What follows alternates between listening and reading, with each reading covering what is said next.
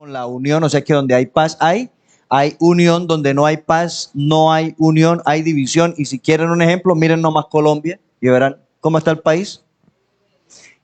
El país está dividido y no hay palabras de consideración de hacia el otro grupo de los que están divididos, sino que es ataques, sátiras, ofensas y cosas duras. No hay paz. No hay paz. Ni por medio de diálogos ni por medio de guerra se va a conseguir paz si no se va rendido a quién. Al Dios de paz. Igual en nuestra vida necesitamos vivir en paz. Que usted tenga paz interior. Y esa paz interior viene mediante la conversión, mediante la rendición a Dios, a Cristo. Si no, seguirá habiendo conflicto interno, porque dice la palabra, justificados pues por la fe, que la justificación es la salvación que Dios da. Justificados pues por la fe, entonces viene la recompensa.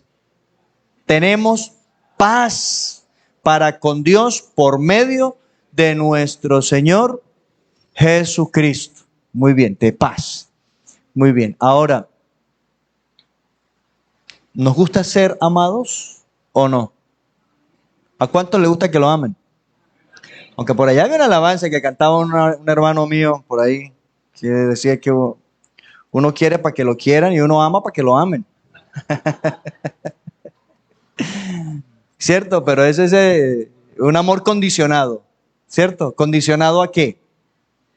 Si me amas, te amo. Si no, ni pío. Pero Dios muestra su amor para con nosotros, no mereciéndolo, porque siendo aún pecadores, ¿qué dice la palabra? Cristo murió por nosotros. Y aquí esta expresión dice, y el Dios de paz y de amor estará con vosotros. ¿Quién quiere caminar solo en esta vida sin Dios? Alza la mano para que se baje la mocha. ¿Quién quiere caminar solo sin Dios? Ninguno. Pero cuando vemos en las Escrituras que Dios está con nosotros, ¿qué sentimos? Seguridad, confianza, ¿cierto? Compañía. Y es que Él ha dicho, no te dejaré ni te desampararé. Moisés en algún momento de su vida ministerial estaba temeroso y dice, no, Señor, yo no voy. Y finalmente dice, Señor, si tú no vas conmigo, yo no iré, dijo Moisés. ¿Recuerdan a Moisés cuando dijo eso? ¿Sí lo recuerdan cuando dijo eso? ¿O lo leyeron? Y entonces, ¿qué le responde Dios? No, hágale. Mi presencia irá contigo y te dará. ¿Recuerdan qué le prometió el Señor con su presencia? Descanso. Mi presencia irá contigo y te dará descanso. Hermano, es que cuando nosotros contamos con el Señor a nuestro favor, tenemos descanso. Y Él dice, para que no estemos solos y atribulados y cansados y desgastados, dice, venid a mí, todos los que estáis trabajados y cargados, y yo os daré descanso. Esa es la promesa del Señor. Muy bien. Ahora le quiero pedir a Santiago que me coloque el versículo ahí en la pantalla para que ustedes tengan el versículo completo. Donde está esa frase que usted le va a decir a su hermano, al hermano que está a su lado ahí. Y el Dios de paz y de amor estará con usted, hermano. Dígaselo, para que no se le olvide. El Dios de paz y de amor estará con usted. El Dios de paz y de amor estará con usted. Dígaselo con seguridad, porque esto no me lo estoy inventando yo. Esto no se lo está inventando un predicador en esta mañana. Eso es lo que dice la palabra. Y el Dios de paz y de amor estará con vosotros. Qué bonito. Y llévese esa frase. Y el Dios de paz y de amor estará con vosotros. El Dios de paz y de amor estará conmigo.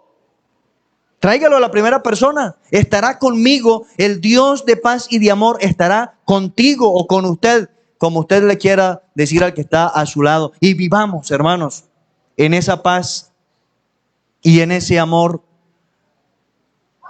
al cual el Señor nos ha llamado, porque así lo dice también la palabra del Señor en Colosenses 3:15. También dice, hablando del amor, el amor de Dios. Mire usted, vamos a mirar rápidamente Colosenses 3:15, leemos ese versículo, que es muy bonito también y va con la enseñanza de hoy. Si alguien lo encontró y quiere leerlo, recuerde que puede hacerlo.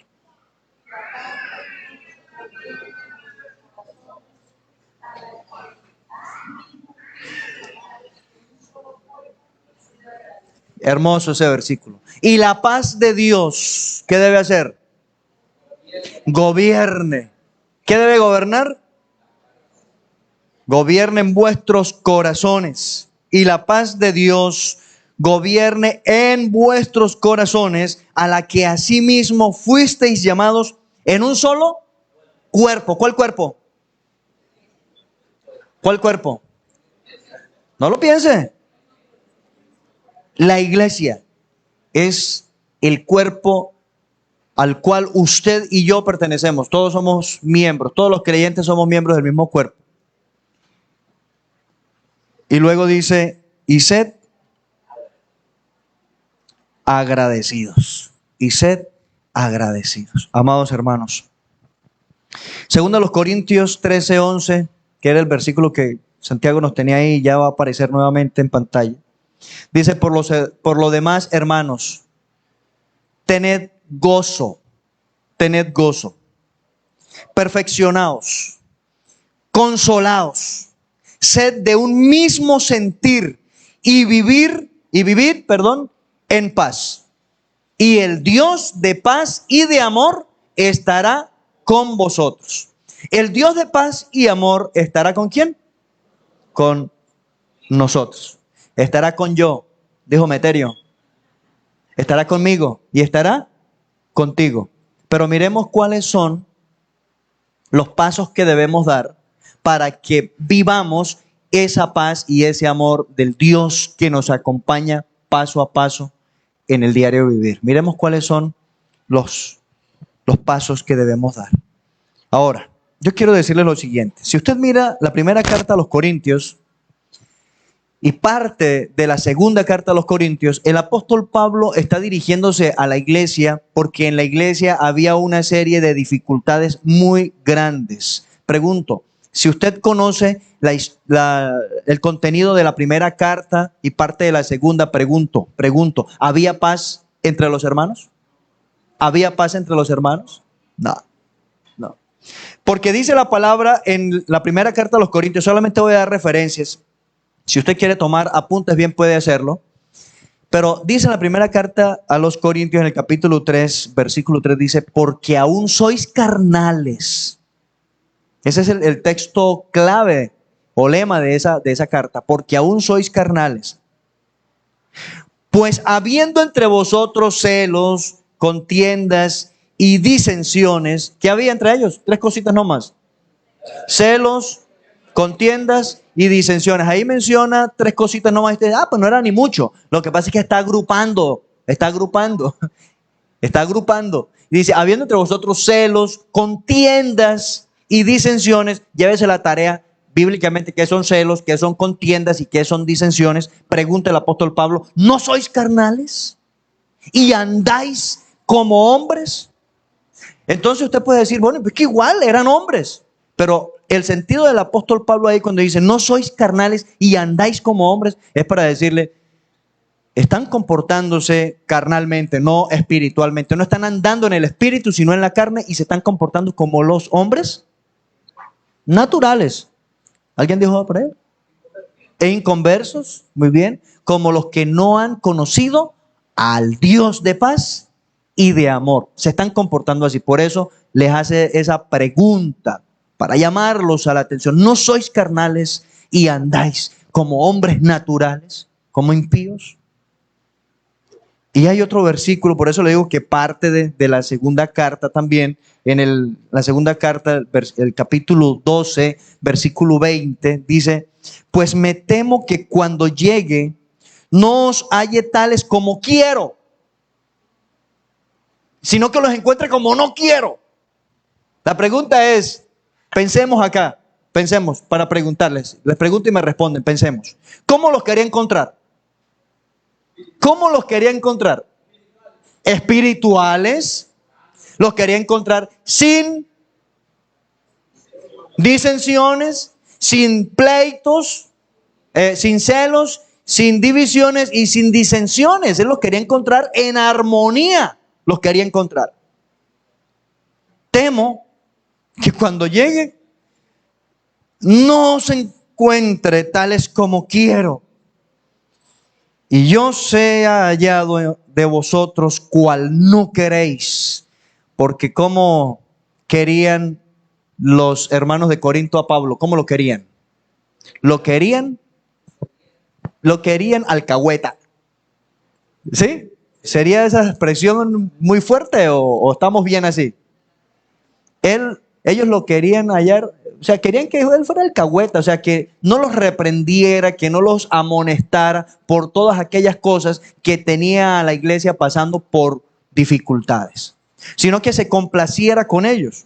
Pero dice el apóstol Pablo, que haya entre vosotros, no quiero, dice Pablo, que haya entre vosotros. ¿Cuáles cosas?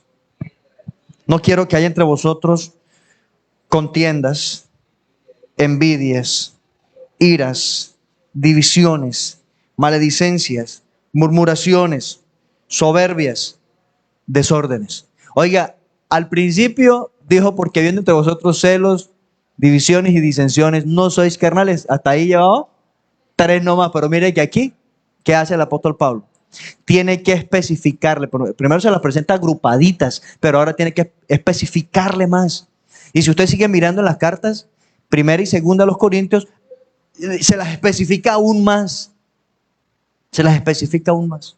Pero mire, aquí Pablo no quería llegar y encontrarlos como no quería. Él no los quería encontrar en esta situación, que los hermanos estuvieran en contiendas, envidias, iras, divisiones, maledicencias, murmuraciones, soberbias, desórdenes.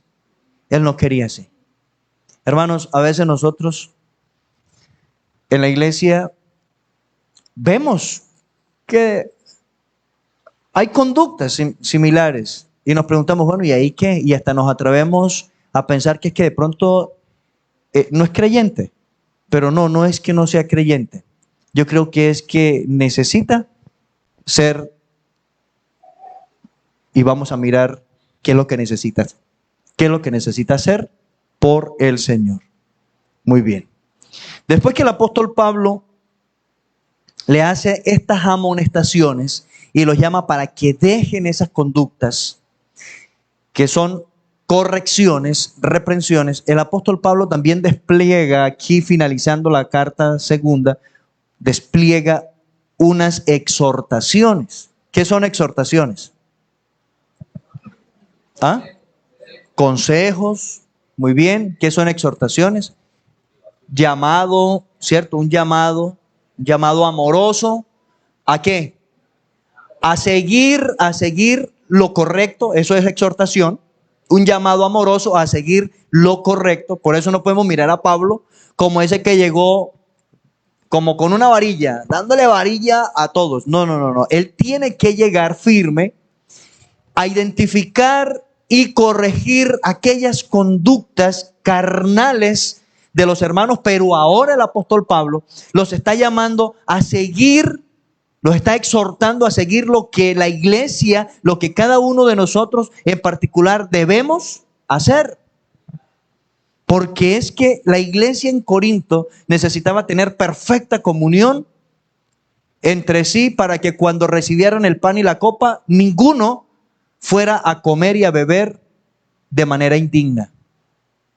Hoy nosotros necesitamos seguir confrontando nuestra vida con esas conductas que todavía nos dan guerra en nuestra vida cristiana y seguirnos motivando con aquello que Dios quiere que sigamos, para que cuando llegue el momento como hoy, que vamos a participar del pan y de la copa, ninguno de nosotros los creyentes comamos y bebamos de manera indigna. Porque el que come juicio y el que bebe juicio para sí, cuando come y bebe la cena de la mesa del Señor de manera indigna, es el creyente. El no creyente no. Él no come juicio, ni bebe juicio. Él ya está bajo el juicio de Dios. Ya no hay más. El juicio de Dios es uno solo. Y no se va añadiendo. Entonces el no creyente, cuando participa entre nosotros, él no está comiendo juicio. Ni podemos decir está comiendo más juicio. ¿Por qué razón? Ya lo dije, ¿no?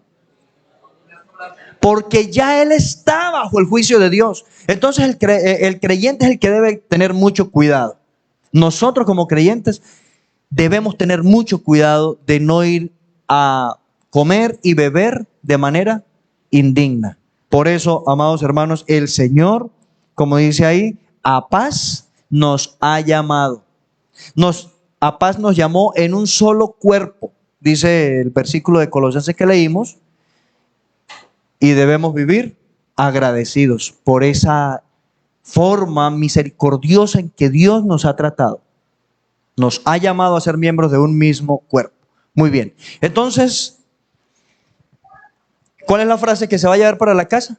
Y el Dios de paz y de amor estará con vosotros. ¿A quién le dijo Pablo esas palabras?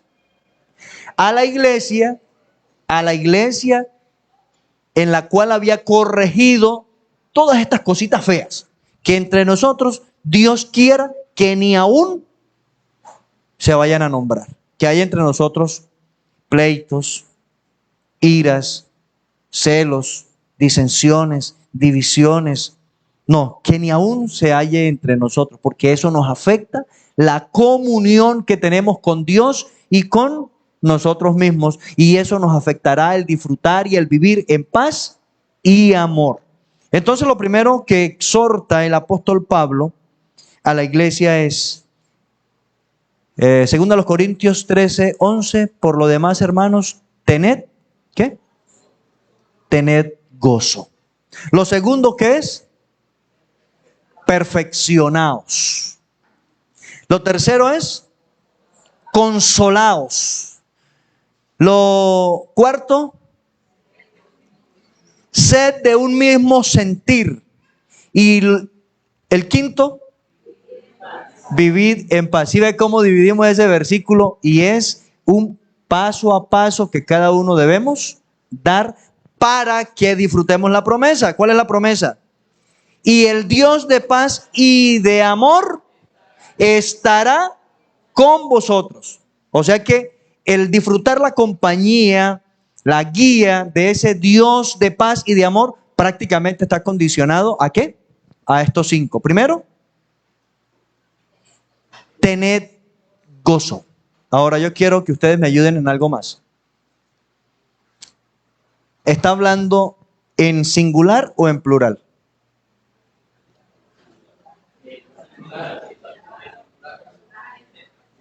Tened gozo. Perfeccionaos. ¿Está hablando en singular o en plural? ¿Ah? Muy bien. Plural. Consolaos. ¿Singular o plural? Plural. Sed de un mismo sentir. Plural. Porque usted y yo, plural. Tenemos que tener el mismo sentir. Vivid en paz. Plural. Usted y yo tenemos que vivir en paz. Muy bien. Para que usted y yo podamos disfrutar la compañía y guía del Dios de paz y de amor. Estamos comprendiendo perfectamente, ¿verdad, hermanos? Porque es que no es solo comprenderlo y llevárnoslo muy bien explicadito y lo entendí perfectamente y no hacer nada. Es que lo apliquemos a nuestra vida y lo vivamos para que, hermanos, vivamos livianitos. Cuando nosotros practicamos la palabra, vivimos livianitos. Entonces, tened paz. ¿Quiénes? Tened gozo. ¿Quiénes? Vosotros. Cada uno en particular debe tener gozo. Tened gozo. Verbo, ¿en qué modo?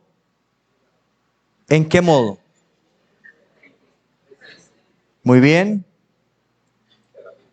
Imperativo, sí señor, imperativo. ¿Qué significa que sea en modo imperativo? O sea que tenemos la opción de gozarnos o no gozarnos. Tenemos la orden, no la opción, sino la orden de vivir en el gozo, en el gozo. Ahora, yo quiero que pensemos, el gozo, ¿pero qué es el gozo? Satisfacción plena, alegría. Podemos, si usted mira otras versiones, que puede mirarlas allí, quizás en su móvil, usted va a encontrar que lo coloca como un sinónimo de alegría. Pero es una alegría más que andar riéndose, ¡ay!, gritando y todo. No, es de estar satisfecho con lo que está pasando en mi vida, con lo que está haciendo Dios en mi vida. Si Dios trata con nuestra vida, eso tiene que producir satisfacción, hermanos, porque Dios no se equivoca y porque Dios no quiere hacer nada en contra suya. Todo lo que Dios hace es para nuestro bien, para nuestro favor. Aún, hermanos, dice Santiago, tened, vuelve y juega. El verbo en modo presente en modo imperativo, tiempo presente. Ahora, tened. Ahora mismo usted debe estar, ¿cómo? Gozoso. Pero mire usted, tened por sumo gozo. ¿Qué es la palabra sumo? ¿Sumo de limón? ¿Sumo de naranja? ¿Sumo de qué? Superior. Superior. Sumo es superior. Más grande. Eso es lo que significa, muy bien, eso es lo que significa ahí, sumo es superior. Nuestro gozo en las pruebas, en las diversas pruebas, debe ser superior. O sea que si ahora estamos gozosos, hermanos, ¿cuántos están ahora mismo pasando por una prueba? Pasando por una dificultad. Tenemos algo con lo que estamos tratando, pero ahorita yo los veo a todos muy tranquilos, a ninguno veo atribulado. ¿Y estamos gozosos o no estamos gozosos? ¿Tenemos gozo o no? Y cuando vengan las pruebas, ¿cómo debemos estar? Con el ala caída, así arrastra. Y, mamío de mí, ¿querío yo? No. Cuando vengan las diversas pruebas, hermanos, debemos poner nuestra mirada en el Señor para que ese gozo sea mayor en saber que Dios está en control porque Él está conmigo y Él está en control. Y que Él me va a dar la salida. Porque dice la palabra que no os ha sobrevenido ninguna tentación que no sea humana. Pero fiel es Dios, que no os dejará ser tentados más de lo que podéis resistir, sino que dará juntamente con la tentación la salida para que podáis soportar. El Señor lo hace por nosotros. El Señor lo hace por nosotros. Y el gozo aquí consiste en saber, en estar convencidos y satisfechos en que Dios está tratando con mi vida y que todo lo que Dios hace es para mi bienestar. Dice la palabra, tened gozo, felicidad, estad alegres, aunque todo esté saliendo mal. Estad interiormente alegre o gozoso. Hermanos, pensemos en Job. Cuando comenzaron a llegarle el último de los siervos con noticias no tan alentadoras, ¿qué pasó con Job? ¿Se derrumbó Job? ¿Es normal tener tristeza? Se nos pierden 5,000 pesos y nos duele, nos enguayaba con esta situación. Pero Job no perdió 5,000 pesos ni 50,000. Job perdió todo lo que tenía. ¿Y cómo describe la Escritura lo que tenía Job? Por cantidades. Por cantidades. 50, 1,000. Muchos siervos. Y todo lo fue perdiendo de manera Sí, de una tras otra, así como una cadenita. Solamente escapé yo para traerte la noticia. Claro, él no se iba a poner a bailar, ni a cantar, ni nada. Pero ¿dónde vemos el gozo de Job? Cuando dice, Jehová dio, Jehová quitó. Sea el nombre de Jehová bendito. O sea, él estaba satisfecho con lo que Dios estaba haciendo, aunque a él no le pareciera un momento de baile. Fue un momento de dolor, de raparse la cabeza, de cambiarse las vestiduras, esa vestidura que él se colocaba como la suya hoy para ir a culto, bien bonito, bien elegante, bien simpaticonas. No, él se quitó esa ropa y se colocó una ropa de silicio que era de unas telas ordinarias y de un tono oscuro para demostrar aflicción, dolor. Y se colocó esa ropa y fue y colocó sobre su cabeza ceniza, que era también decirle, comunicar, estoy pasando por un momento difícil, pero aunque estaba pasando por un momento difícil, su gozo permanecía, porque su gozo no estaba puesta en las burras que le robaron, en las camellas que le robaron, ni en las ovejas que le robaron, ni en las vacas, ni en los siervos que le mataron. No, su gozo estaba puesto en Dios. Y por eso dice la palabra que en todo esto que sucedió con Job, no pecó Job, ni atribuyó a Dios despropósito alguno. Ahí es donde está la clave del gozo, en saber que Dios tenía un propósito. Y el propósito lo vemos al finalizar la carta. El libro. ¿Qué pasó al finalizar el libro? Dice la palabra que Dios le devolvió todo de manera doble. Todo lo que había perdido de manera doble. ¿Lo bendijo Dios? Sí. Y aunque no pasó por momentos de alegría, pero su gozo permaneció porque él sabía y estaba satisfecho que era Jehová el que estaba tratando con él y que tras esa nube oscura, ya usted sabe qué hay detrás de la nube oscura, ¿verdad? ¿Qué hay detrás de una nube oscura? Un sol que brilla. Y todo cambió. Por eso, amados hermanos, cualquiera que sea la situación que nosotros tengamos, vivamos, enfrentemos, ¿qué nos dice la palabra? Tened gozo. Porque el gozo del Señor, dijo uno de los siervos de Dios, para motivar al pueblo, el gozo del Señor es nuestra fortaleza. Hasta lo cantamos, ¿no? Hay un coro, el gozo del Señor, mi fortaleza es. El gozo del Señor, mi fortaleza es. Bueno, sigan cantando ustedes. Yo sigo predicando. Tened gozo, o sea que cada uno de nosotros debemos tener gozo permanente, diario en nuestra vida. Para eso el Señor nos dotó con su Espíritu Santo, que dice, más el fruto del Espíritu es amor, gozo, paz, paciencia. Amor, gozo, paz, ¿cierto? Más el fruto del Espíritu es ¿qué? Amor, gozo, paz. Bueno, ahí los tenemos. Gozo, paz. Lo segundo que aparece ahí, ¿qué dice? Ayúdenme.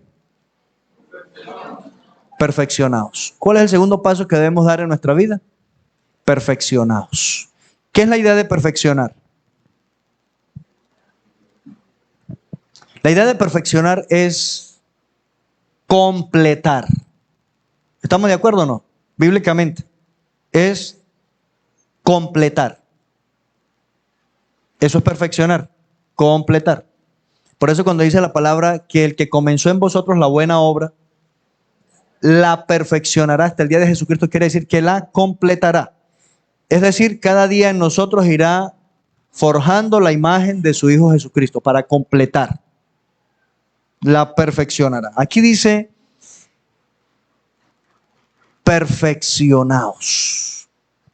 Yo soy responsable de edificarle a usted para que usted vaya completando en su vida la imagen de Cristo.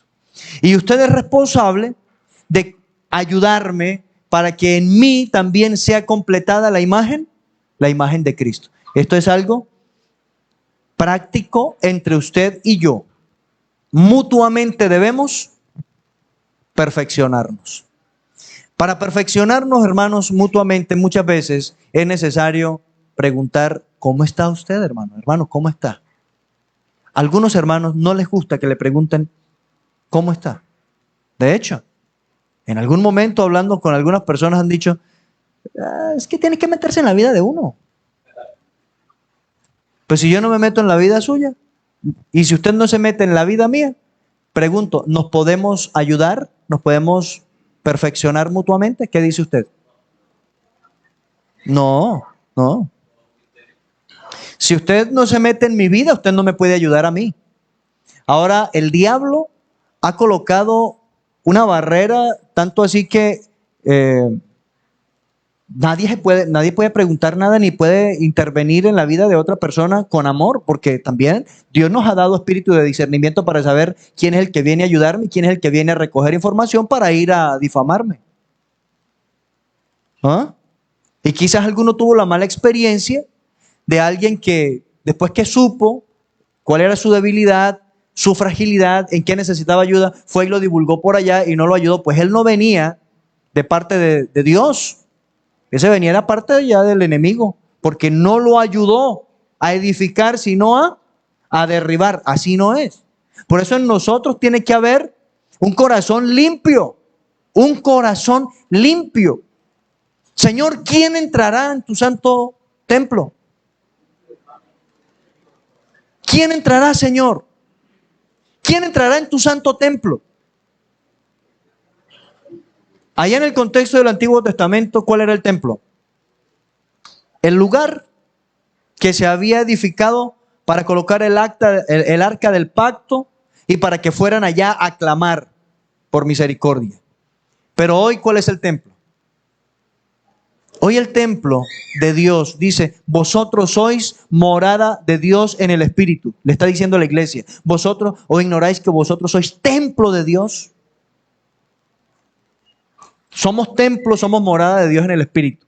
Por eso, si yo le voy a preguntar a un hermano cómo está, cómo le ha ido, o yo veo que está pasando por una situación difícil, familiar, personal, como sea, y yo quiero ir a él, hermanos, para poder entrar a ese templo, porque él es el templo del Espíritu de Dios, yo tengo que dejar atrás toda malicia, toda envidia y todo lo que me pueda llevar a hacerle daño al hermano, yo tengo que dejarlo atrás para poder llegar a ese hermano con un corazón limpio y con las manos puras.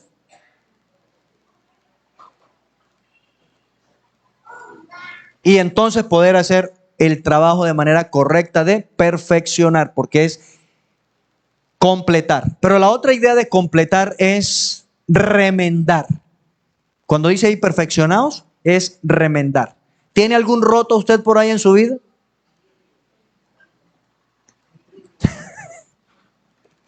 ¿Tiene algún roto usted en su vida? Y colocaban ahí la ilustración en el mismo contexto griego de aquellos que se les rompía una prenda fina. De pronto los que trabajan con ropa saben más de esto que yo. Se les rompía una prenda fina y la llevaban al artesano. Hoy día sería el sastre, la modista, en fin, no sé. Y no le colocaban un parche así como los de ahora, que le colocan un parchecito ahí y le pasan el zigzag y todo. Y pues ahí se ve el parche. No, ¿sabe qué hacían ellos? Usaban una técnica que se llama resarcir. Y era tomar hilo del mismo con el que se había fabricado la prenda. Y tenía que ser igual en color, en grosor, en todo. Tenía que ser igual. Y comenzaba con mucho cuidado a pasar el hilo por donde había quedado el roto. Y finalmente esa persona entregaba un remiendo que cuando usted le tiraran el pantalón o el vestido que fuera para arriba, agárrelo, búsquelo. Si no memorizó que había sido en la rodilla o por aquí en la pierna, o yo qué sé, empezaba a buscarlo y ¿qué cree usted? ¿Qué cree usted? ¿Que lo encontraba? No, no lo encontraba. Porque no era pegarle un remiendo. Era remendar, pero con la técnica de resarcir muy cuidadosamente la prenda en donde había sido afectada. Hermanos, eso es lo que está diciendo el Señor. O sea, Ayúdense mutuamente a corregir, a remendar lo que sus vidas necesitan. Eso es amor por el hermano. Porque si yo veo la falta en el hermano y me hago el como que, no, es problema de él, que se arrepiente, pero yo no voy a él a ayudarlo, no estoy practicando el amor. No estoy practicando el amor. Por eso es necesario, hermanos, que nosotros con toda humildad y mansedumbre lleguemos al hermano para ayudarlo. Y con toda humildad y mansedumbre aceptemos al que viene a ayudarnos. A mí algunos hermanos me han dicho, pastor, yo quiero decirle algo, pero no sé, no voy a poner bravos conmigo, no sé ni cómo decírselo. Y yo les abro la puerta y le digo, hermano, suélteme lo que me tenga que decir como caiga, no importa. Pero dígamelo. Sí, pastor, lo que pasa es que usted tal día dijo esto, y listo. Yo no me voy a justificar porque ese es lo otro. Si me quieren venir a ayudar y yo comienzo a justificar mis errores, ¿puedo salir del atolladero? Jamás. Si vienen a corregirme en algo que yo haya dicho o hecho y yo comienzo a justificarme, hermano, no me estoy dejando ayudar. Tengo que recibirlo con humildad y mansedumbre. Está bien. Está bien. Él tiene la razón. Yo lo voy a oír y le voy a aceptar la corrección que trae para mi vida. Él lo está haciendo con amor. Él lo está haciendo en el Señor. No tengo por qué justificarme. Tengo que aceptarlo. Sí, hermano. Gracias. Gracias por decírmelo. Gracias por ayudarme. Aunque dice la palabra que al presente ninguna disciplina o corrección es motivo de alegría. ¿A quién le gusta que lo corrijan? A nadie. A mí tampoco. Pero en el Señor debo recibir la amonestación porque viene a remendar un roto que tengo en mi vida. Entonces tengo que recibirla. Hay que ser humildes, hermanos, para recibirnos mutuamente y dejarnos ayudar sin justificarnos. Tenga la razón o no la tenga, recibámoslo con humildad y mansedumbre. Aceptemos y corrijamos o cuidémonos de no caer en problemas, en pecados, en carnalidad. Todo es para nuestro bien. Hermanos, no solamente con respecto a mí mismo. A veces, pastor, yo quería decirle algo. Y a quien van a tocar es a lo que me duele más que a mi propio cuero. ¿Qué le duele más a usted que a su propio cuero? Los hijos, ¿cierto? Los hijos. Y también han venido hermanos a decirme, pastor, es que y señalan a alguno de mis hijos por algo que hicieron que no es correcto. Caigo en un error grave y cierro la puerta para que me ayuden si yo comienzo a justificar a mis hijos. No. Algo me metí en la cabeza. Mis hijos son tan pecadores como Caín. Igual. Que no hayan delinquido o hecho maldad como Caín, que mató a su hermano, es una cosa distinta. Pero ¿cuál es la diferencia entre Caín y los hijos míos en cuanto a la naturaleza humana? La misma. La misma. El mal está en su corazón. El mal está en ellos. Entonces, no tengo por qué justificar a mis hijos. Tengo que oír sabiamente qué vienen a decirme de mis hijos y luego, pues hablamos. Y ayudamos, agradezco a quien me está ayudando a mí, haciéndome ver un error en mis hijos, y luego hablo con ellos y los ayudo para que corrijan en lo que se hayan equivocado. Hermanos, pero cuando la Biblia dice perfeccionaos, quiere decir que usted me necesita a mí, yo lo necesito a usted para completarnos y para remendarnos en la vida cristiana y podamos cumplir el propósito de Dios. 3. Consolaos. ¿A quién hay que consolar? ¿A quién hay que consolar? Mire, a ese que usted ayuda a perfeccionar, ¿cierto? Al que usted está remendando, usted tiene que consolarlo. Es aquel que usted le cura la herida, usted tiene que consolarlo. Recuerdo una vez fuimos a visitar un lugar, los pastores, y yo me llevé a mi esposa y a los niños. Los niños están jugando en una cancha por allá. Y pasa uno grande y pateó el balón, un balón de micro, esos que son pesados. Y cuando mi hijo, que tenía como unos 6 años, 7 años, por ahí estaba pequeñito, ve que el balón va para la cara, él mete la mano, hermano, le volteó 4 dedos el balonazo. Le dejó la mano para atrás, los dedos, se los tronchó, le tronchó casi toda la mano. ¿Lo tenía que dejar así? ¿Tenía que dejar a mi hijo ahí con los dedos hacia atrás? ¿Y de una vez le pusieron morados y hinchados? No. Había que corregir eso, había que remendarlo. Eso dolía. Hermanos, eso es duro para uno de papá. Tener yo que abrazar al niño, agarrarle la mano para que... menos mal que había un hermano ahí que trabajó mucho tiempo en un equipo de fútbol como quiropráctico y toda la cuestión y sabía cómo volver a poner en su sitio cada huesito.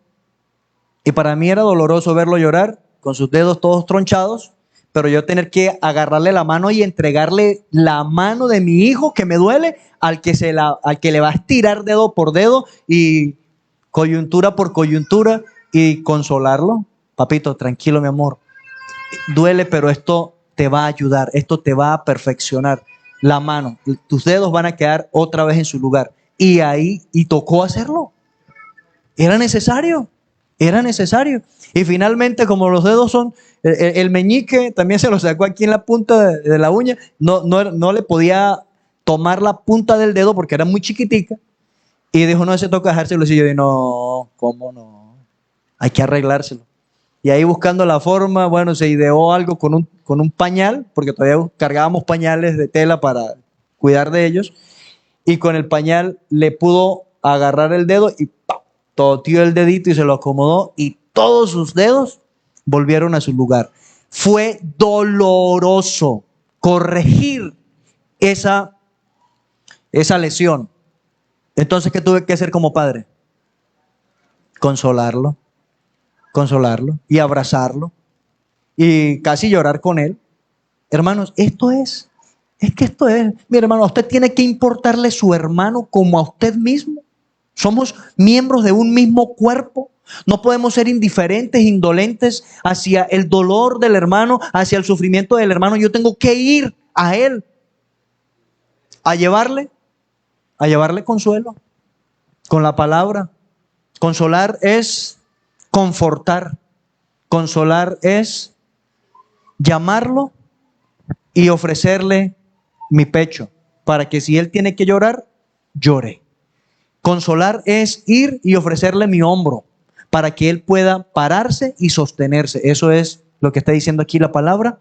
Consolaos. Que cada uno a su hermano le preste el pecho para que llore si es necesario. O le preste el hombro para que se levante. En cualquiera que sea la tribulación, la dificultad, la pena, el sufrimiento por el que esté pasando. Pero yo no puedo ser indolente con el que sufre y como que no me importara, o usar de dureza con el que sufre. No. Tengo que ser muy cuidadoso.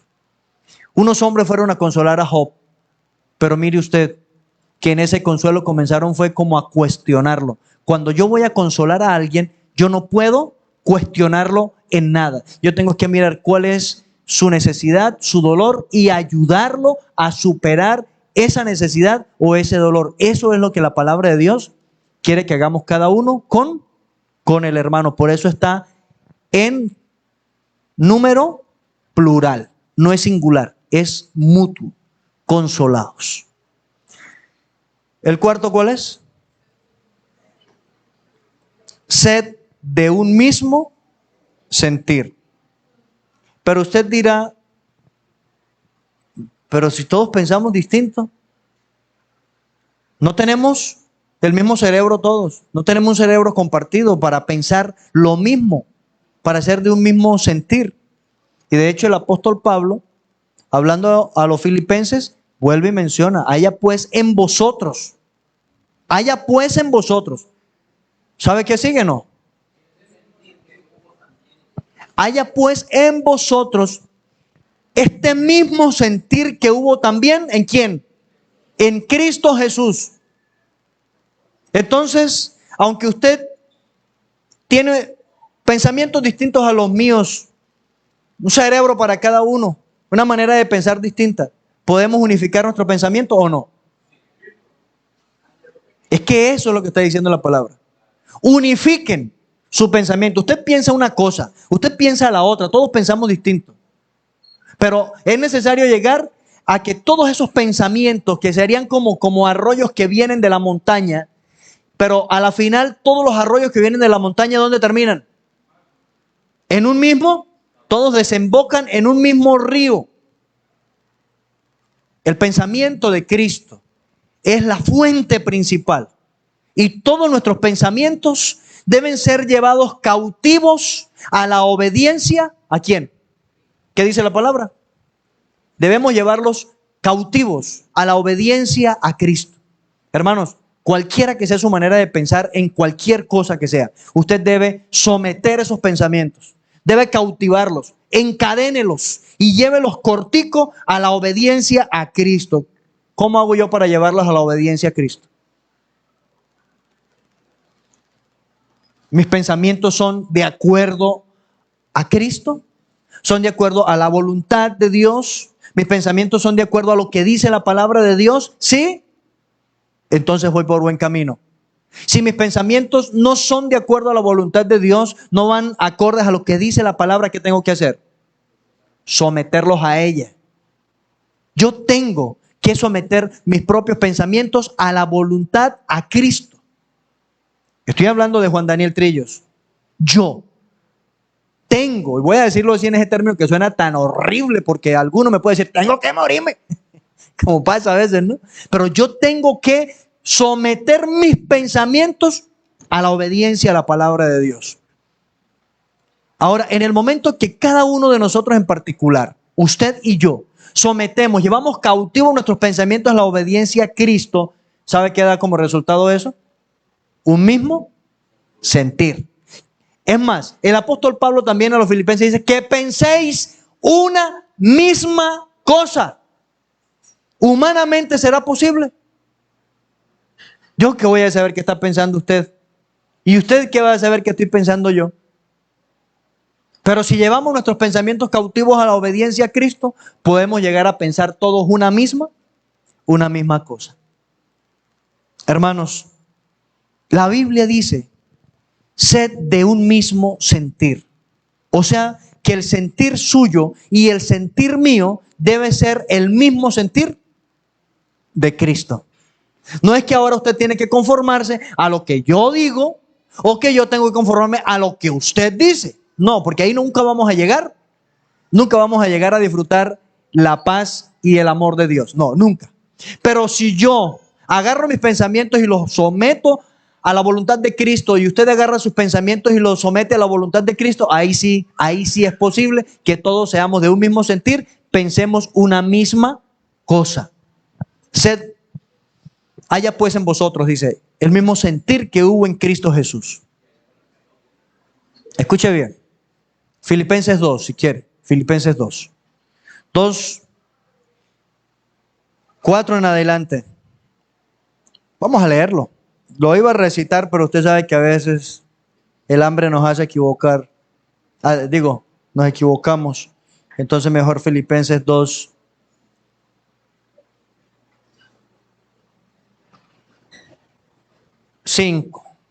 ¿Ya? Filipenses 2:5. Haya pues en vosotros este mismo sentir que hubo también en Cristo Jesús. Mire usted. Renuncia absoluta a sí mismo para hacer la voluntad de Dios. Se la estoy cantando por adelantado, ¿no? Renuncia absoluta a sí mismo para hacer la voluntad de Dios. Dice, el cual siendo en forma de Dios, no estimó el ser igual a Dios como cosa a que aferrarse, sino que se despojó a sí mismo, tomando forma de siervo, hecho semejante a los hombres.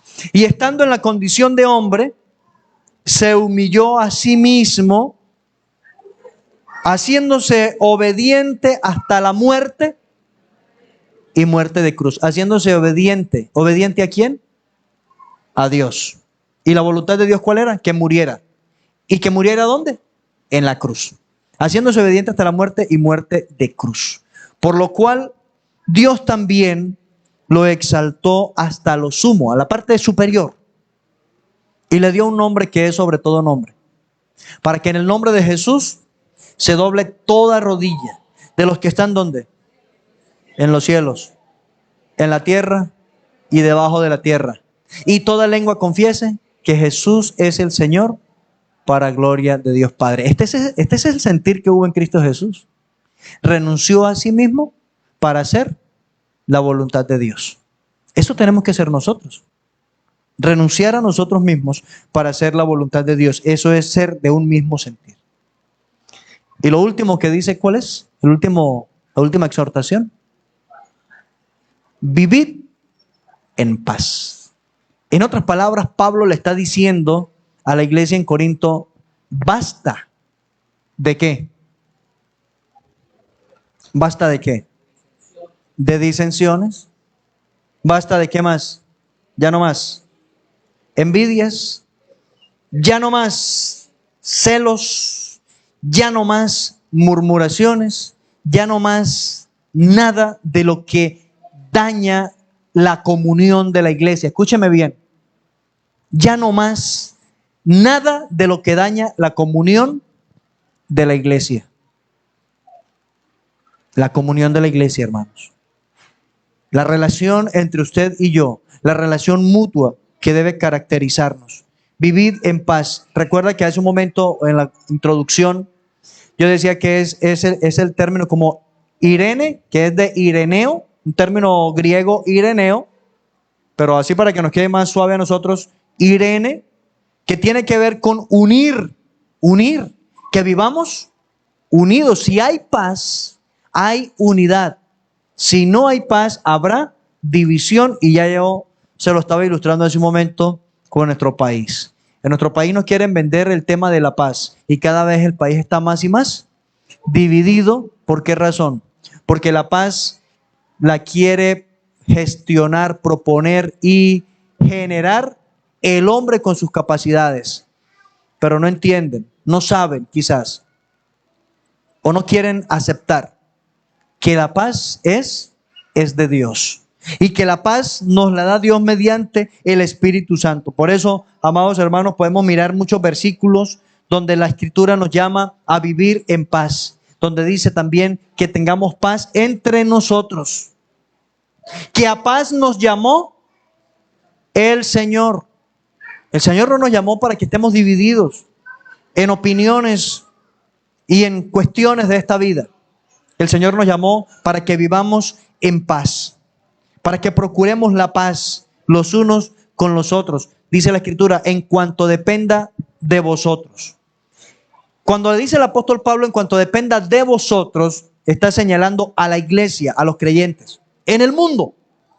En cuanto dependa del creyente, el creyente debe vivir en paz. ¿Con quién? ¿Con los demás creyentes dice ahí? No, no dice con los demás creyentes. Porque con los demás creyentes ya da por hecho que hay paz. Cuando dice, en cuanto depende de vosotros, vivid en paz, dice, con todos los hombres, está refiriéndose a los no creyentes. Si los no creyentes nos hacen la guerra, ¿qué vamos a hacer nosotros? ¿Responder con guerra? A paz nos llamó el Señor. Si los no creyentes nos buscan, como dicen por ahí, pleito, no. El Señor me llamó a que yo sea pacificador. Y de hecho hay bienaventuranza para los pacificadores, ¿recuerdan? Bienaventurados, ¿quiénes? Los pacificadores. Dios es Dios de paz. Y si Dios habita en su corazón, hermano, de su interior debe emanar paz. Cero conflicto. Que discutan los que tengan que discutir. Que peleen los que tengan que pelear. Que se pleiten, como dice el apóstol Pablo, y se demanden y se arrastren a los tribunales y toda la cuestión, los que no conocen a Dios. Pero entre nosotros, que conocemos a Dios, ¿qué dice la palabra? A paz nos llamó el Señor. Cuando nosotros vivimos esa paz de Dios que ha sido derramada en nuestro corazón, hermanos, garantizamos la comunión de la iglesia, la armonía entre los hermanos. Y cada vez que se presenta la oportunidad de participar de momentos importantes, como hoy, disfrutar, participar todos de la cena del Señor, lo podemos hacer con libertad, porque estoy en paz. Primero, con Dios. Y segundo, ¿con quién? Con mi hermano. Porque no tengo nada contra el hermano, ni ningún hermano tiene nada contra mí. Y a veces es necesario, y lo hago a veces, cuando veo que es necesario. Hermano, si alguien tiene alguna queja contra mí, yo le agradezco que antes de ir a referírsela a otro, a un creyente o a un no creyente, que pudiera hasta suceder, ir a poner una queja del pastor Juan Daniel a un no creyente, hermano, venga a mí y dígame, ¿en qué me equivoqué? ¿En qué le ofendí? Y nos ponemos a cuentas, porque a veces decimos cosas que no gustan y hacen daño. Dice Santiago que si alguno no ofende en palabra, no falta al hermano con palabra, este es un varón perfecto, capaz también de controlar todo su cuerpo. Porque si alguien controla la lengua, es capaz de controlar cualquier otro miembro, porque hay con la lengua. La lengua, y Santiago la ilustra, es un fuego pequeño, pero se jacta de grandes cosas. Incendia un bosque completo. La lengua la ilustra también con un veneno, con un mundo. La lengua es un mundo lleno, pero no de bondades y de beneficios, sino dice que la lengua es un mundo lleno ¿de qué? De maldad. Por eso a veces yo he tenido que decir, hermano, si yo he dicho algo que a usted le haya ofendido, hágamelo saber, porque necesito restaurarme con usted. Necesito enmendar el daño que yo haya hecho. Y recuerdo que hace muchos años tuve que ir a buscar una familia para pedirles perdón. Nos pusimos allí dos compañeros de ministerio que ellos comenzaron a hablar de cosas, y entonces en un momento dijo uno, oye hermano, yo tenía una perrita muy linda, era una dálmata, y comenzó a hablar maravillas de la perrita. Ya el otro también dijo, sí, yo tengo una labrador, y comenzó a hablar maravillas de la perrita, y bueno, en fin, y qué grande y que todo. Y entonces yo le dije, mi mamá tenía un perro grande también, muy inteligente, bonito. Es más, yo me subía en él como si fuera un caballo, porque el perro me alcanzaba aquí por más arriba de la cintura. Y sí, hermano, sí, claro. Ay, entonces era un perro grandísimo. Yo dije, no, normal. ¿Pero cómo? Yo decía, es que yo tenía 3 años. Y echamos a reírnos ahí porque el cuento era ¿entre quiénes? Entre 3, entre nosotros 3. Resulta que a los días me llama alguien y me dice, pastor, ¿usted va a ir a hacer culto a tal parte? Sí. Ay, pastor, mejor ni vaya. Allá no lo quieren volver a ver. Yo dije, ¿cómo así? ¿Qué pasó? Dijo, no. Allá la señora dijo que usted era un pastor mentiroso, que qué hacían oyendo a un mentiroso, que mejor escucharan, y está llevándose a la gente para otro grupo. Era evangelismo que estábamos haciendo. Entonces, pastor, mejor que por allá ni vaya. Yo dije, pero ¿por qué de un momento a otro cambió la señora de esa forma? Dijo, pues dijo que usted era un pastor mentiroso, que estaba engañando. Mire, pastor, yo le voy a decir, ella dijo que usted había dicho que su mamá tenía un perro que a usted le alcanzaba por más arriba de la cintura, y que eso era mentira. Ni siquiera era con ella la conversa, pero igual, me quería desbaratar todo el trabajo que estábamos haciendo allá. ¿Sabe qué tuve que hacer? Irme a buscar a la señora para hablar con ella, y cuando estamos hablando y yo le estoy explicando todo, es más, ni siquiera fui solo. Me llevé a los mismos varones que estaban conmigo, que teníamos la conversa, y entonces yo le dije, mire, Lo que pasa es que yo le dije, mira hermana, porque ella ya se identificaba como creyente, yo le dije, mira hermana, es que el perro que tenía mi mamá, que me alcanzaba aquí por la cintura, era un perro normal. Yo tenía 3 años cuando eso. Dijo, ah, sí. Yo dije, sí señora. Dijo, ah, que yo no escuché eso. Es que yo no escuché eso. Yo dije, pero eso fue. Y ahí estaban los hermanos de testigos. Hermana, de todas maneras, discúlpeme por haberle causado tropiezo, desánimo y toda la cuestión por chistes flojos entre nosotros ahí. Pero no es que fuera mentira, sino pues la forma de hacerlos reír a ellos que yo usé en el momento fue esa. Pero perdóneme, hermana, por eso. Dijo, ah, no, tranquilo, pastor. Bueno, yo quería que todo terminara ahí. El esposo estaba en su habitación escuchando y salió y dijo, ¿cómo así? ¿Qué es lo que pasó aquí con el pastor? ¿Qué pasó? Entonces le aclaramos y dijo, no, pastor, ¿y usted vino a pedirle perdón a la mujer mía por eso? Yo dije, sí, señor, porque necesitamos estar en paz. Dijo, ah, bueno, entonces para que estemos en paz, ahora yo necesito escuchar que mi mujer le pida perdón a usted por andar diciendo lo que no es. Y después que ella ya me pidió perdón a mí y quedamos en paz ella y yo, entonces empecé a ponerlos en paz a ellos dos. ¿Sí ve usted cómo por la mucha palabrería y los muchos cuentos a veces nosotros le hacemos daño a alguien? Desde entonces, yo aprendí que a la final tengo que pedir perdón si dije algo que no haya caído bien, que no haya gustado o que haya dejado confusión. Porque así nos pasa, erramos. Y hay un versículo que dice que en la mucha palabrería no falta el error, el errar, que es pecado. Hermanos, pero no se nos olvide que a paz nos ha llamado el Señor y que debemos vivir en paz los unos con los otros. Ahora, yo le voy a preguntar de la siguiente manera. Santiago, por favor, colócame el versículo nuevamente, tenga la bondad. Yo les voy a preguntar lo siguiente. Miren el versículo para que respondamos. Muy bien. Si en nuestra vida cristiana tenemos gozo, nos completamos, nos consolamos, somos de un mismo sentir y vivimos en paz, ¿qué vamos a recibir como resultado?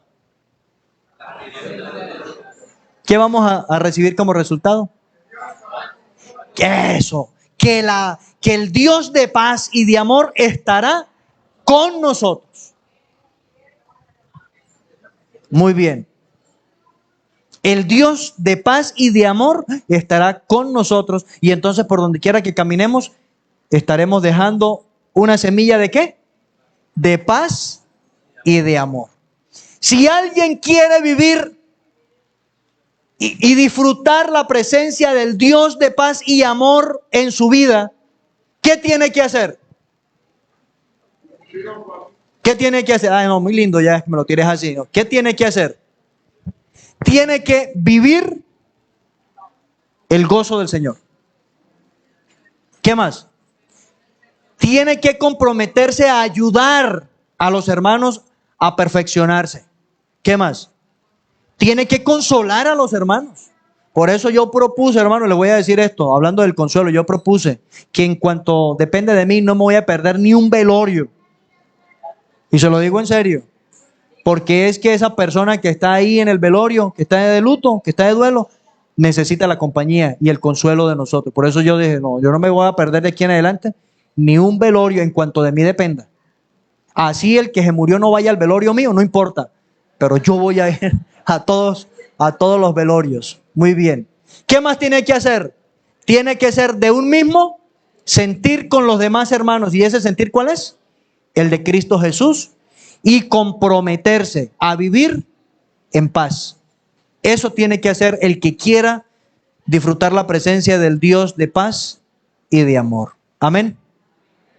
Voy a invitarles a que se pongan de pies, por favor. Ya están los maestros acá, ¿verdad? Y están los muchachos.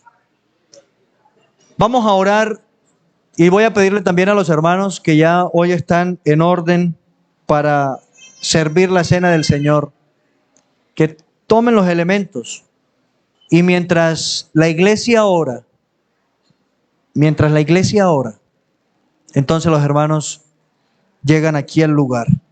En esta oración, hermano, escúcheme bien lo que voy a decir. En esta oración que vamos a hacer, hagamos lo que el apóstol Pablo nos ordena. Pruébese. Pruébese a sí mismo, cada uno. No examine al hermano, no examine al hermano. Examínese a sí mismo. Pruébese a sí mismo y coma del pan y beba de la copa. Pruébese. Comience a orar y pregúntese, ¿cómo está usted en relación con los hermanos?